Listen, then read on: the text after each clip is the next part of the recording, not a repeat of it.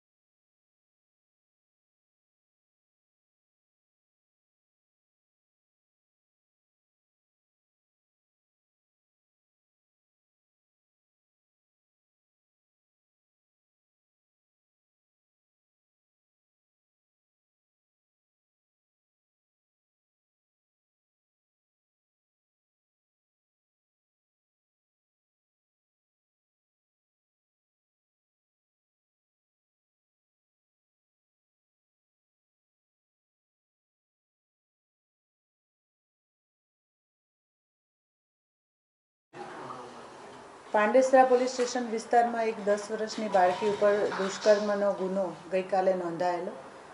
આ બાળકી એકલી રમતી હતી તે દરમિયાનમાં કોઈ અજાણ્યો ઈસમ એને એના ઘર પાસેથી જ ઉઠાવીને લઈ ગયેલો હતો।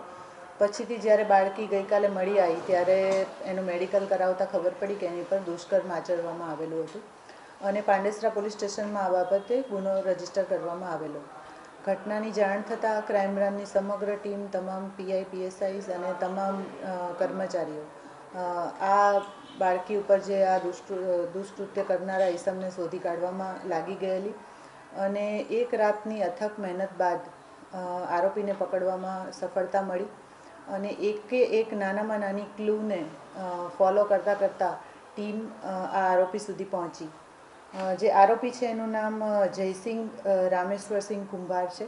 ઓરિજિનલી યુપીનો રહેવાસી છે અને કડોદરા વરેલી વિસ્તારમાં એક મિલમાં એ કામ કરે છે। 20 વર્ષથી એ અહીંયા રહે છે અને આગળ એ પાંડેસરા વિસ્તારમાં પણ કામ કરી ચૂકેલો હતો। એણે આગળ કામ કરેલું હતું એટલે એરિયાથી એ માહિતગાર હતો અને આ બાળકી જે બહાર રમતી હતી એની એકલતાનો લાભ લઈ અને એને લઈ ગયેલો। એક દિવસ એક રાત એણે એની જોડે રાખેલી અને પછીથી એણે ₹600 આપી અને આ બાળકીને એક રિક્ષામાં બેસાડી દીધેલી।